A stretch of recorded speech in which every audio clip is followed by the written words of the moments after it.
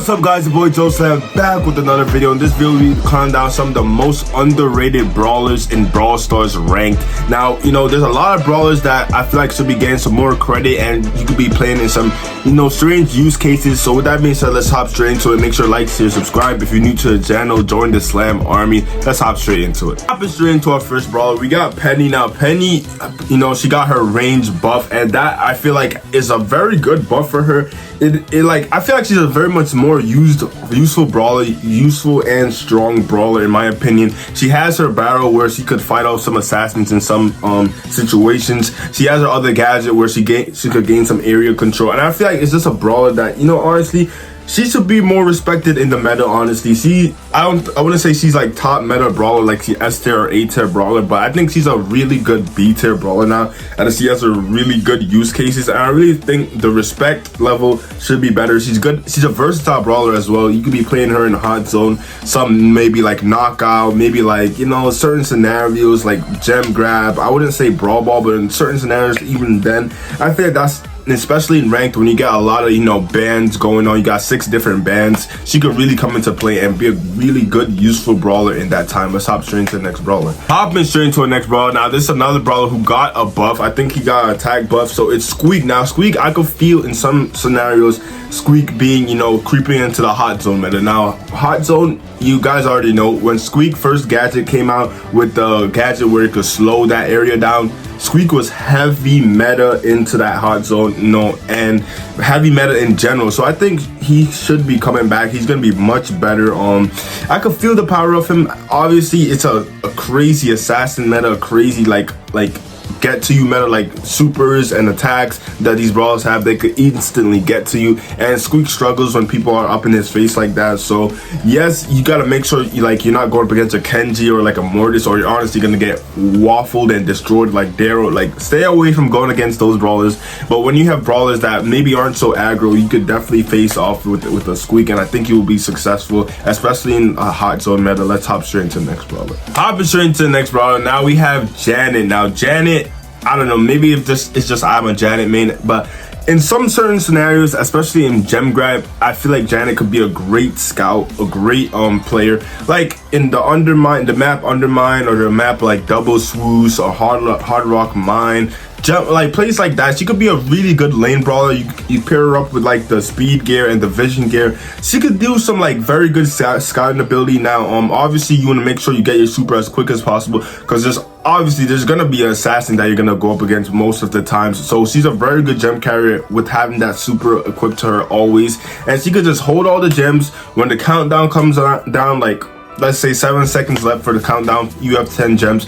All you have to do, go up in the air, and that's a victory royale. You could not lose. There's no way you could lose in no scenario. I feel like Janet needs some real respect. Obviously she's not top meta as I'm saying, but these brawlers are underrated in ranked. Let's just make sure everyone knows this. I'm talking about ranked because of all the bans. There's 6 different bans, so it just allows for more brawlers to come into the mix of the meta. Let's hop straight into the next brawler. Next up we got Gus. Now Gus is strong. Gus is a brawler that I feel like he should be in this meta, and he should be a really good brawler in this meta, especially obviously in the longer range maps like Bounty, but even like in some scenarios like a mid-range more map. If you're a good Gus, you could play that brawler. It's just his ability, use his super on himself, and it pushes people back.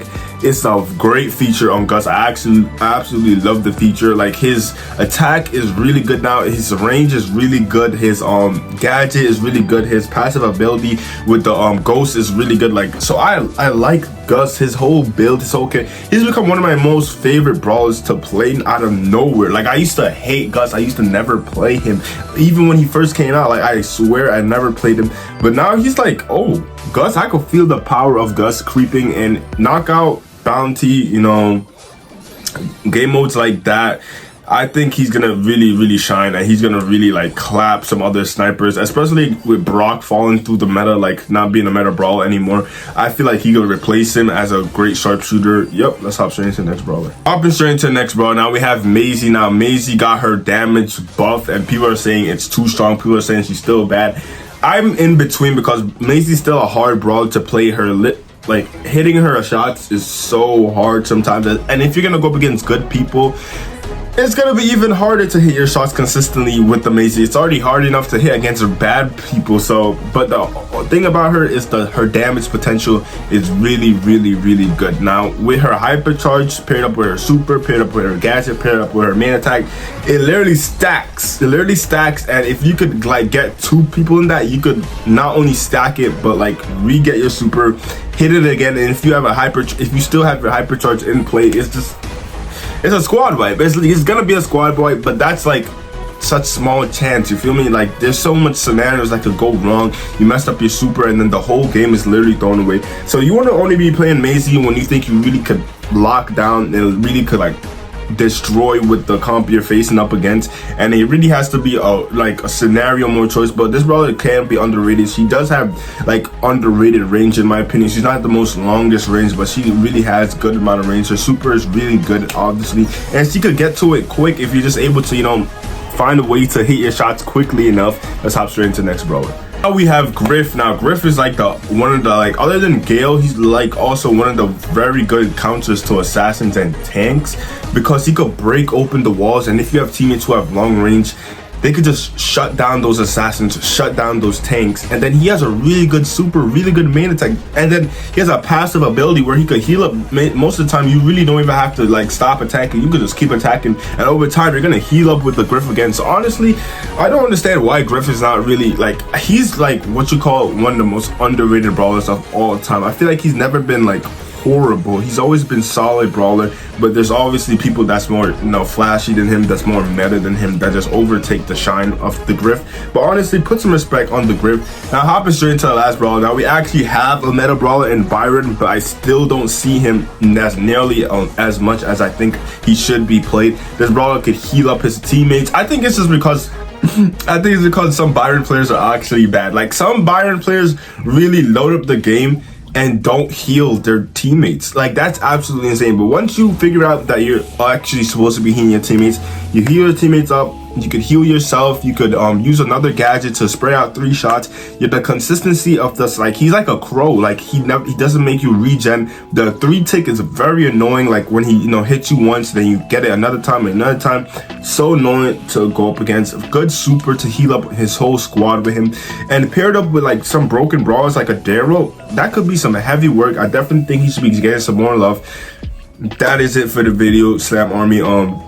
Let me know what other videos you guys like to see. I like making videos for you guys, and I will continue to make videos for you guys. Make sure to like, share, subscribe. Joe Slam is out.